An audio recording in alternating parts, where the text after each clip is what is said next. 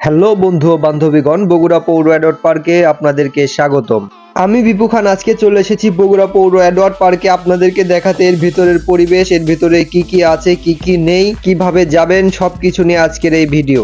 বগুড়া জেলার একমাত্র নবাব মরহুম আব্দুস সোবহান চৌধুরীর আর্থিক সহায়তা এবং সরকারি প্রচেষ্টায় 1901 থেকে 1905 খ্রিস্টাব্দে তৎকালীন জেলা ম্যাজিস্ট্রেট কুমার রমেন্দ্র কৃষ্ণ দেব রায় বাহাদুরের ঐকান্তিক প্রচেষ্টায় অ্যাডওয়ার্ড পার্ক প্রতিষ্ঠিত হয়। মহারানী ভিক্টোরিয়ার পুত্র আলব্রেড এডওয়ার্ডের নাম অনুসারে বগুড়া এডওয়ার্ড পার্ক নামকরণ করা হয় এই পার্কটির। আপনারা যেই মূর্তিটি দেখতে পাচ্ছেন এটি হচ্ছে আলব্রেড এডওয়ার্ডের মূর্তি। তিনি 1842 সালে জন্মগ্রহণ করেন এবং 1910 সালে মৃত্যুবরণ করেন।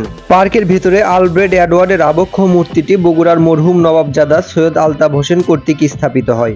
আর পার্কের ভিতর কৃত্রিম ফোয়ারাটি তদানীন্তন আদমদিঘির জমিদার সতীশ চন্দ্র নিয়োগী মহাশয় প্রতিষ্ঠা করেন। প্রতিষ্ঠার পরবর্তী সময়ে তদানীন্তন জেলা ম্যাজিস্ট্রেট JN গুপ্তের বলিষ্ঠ সম্পাদনায় ইহার ব্যাপক সম্প্রসারণ কার্য সংঘটিত হয়।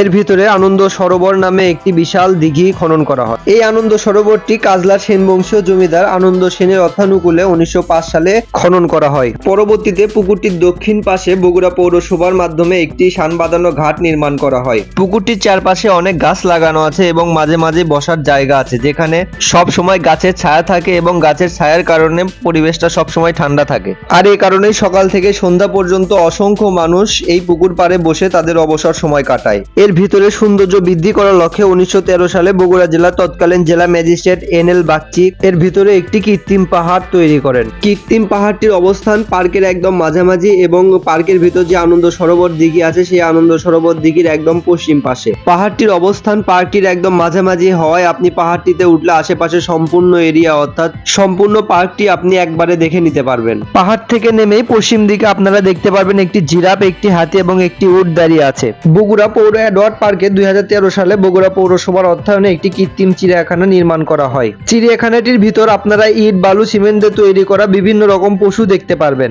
এই পশু পাখির মধ্যে রয়েছে বাঘ, হাতি, ঘোড়া, গন্ডার, জেব্রা, হরিণ, জলহস্তি সহ বিভিন্ন রকমের পাখি। আর এই সব কিছু নির্মাণ করেছেন বগুড়ার অন্যতম চিত্রশিল্পী কারুপল্লীর প্রতিষ্ঠাতা খন্দকার আমিনুল করিম দুলাল। এছাড়াও শিশুদের জন্য পার্কটির ভিতরে একটি মিনি শিশু পার্ক তৈরি করা হয়েছে। ছোট ছোট কচি কাঁচা বাচ্চারা তাদের বাবা মার সাথে এখানে এসে খেলাধুলা করে। পার্কের ভিতরে বয়স্কদের জন্য তৈরি করা হয়েছে পৌর জগিং সেন্টার। প্রতিদিন ভোরবেলা হতে বগুড়া শহরের অনেক জায়গা থেকে অনেক স্বাস্থ্য সচেতন মানুষ ব্যায়াম করতে এই বগুড়া পৌর অ্যাডওয়ার্ড পার্কে আসেন এবং তাদের জন্য বগুড়া পৌরসভার অর্থায়নে এই পৌর জগিং সেন্টারটি তৈরি করা হয়। এই পৌর জগিং সেন্টারকে ঘিরে বেশ কয়েকটি ব্যায়াম সংঘ গড়ে উঠেছে। এখন আপনাদের বলে দিই এই পৌর পার্কের অবস্থান এবং কিভাবে যাবেন এই পৌর অ্যাডওয়ার্ড পার্কে। এই পৌর পার্কটির অবস্থান বগুড়া শহরের একেবারে প্রাণকেন্দ্রে। আপনারা যারা এই বগুড়া পৌর অ্যাডওয়ার্ড পার্কে আসতে চান তারা দেশের যে কোনো প্রান্ত থেকে বগুড়া শহরের প্রাণকেন্দ্র সাতমাথায় আসবেন।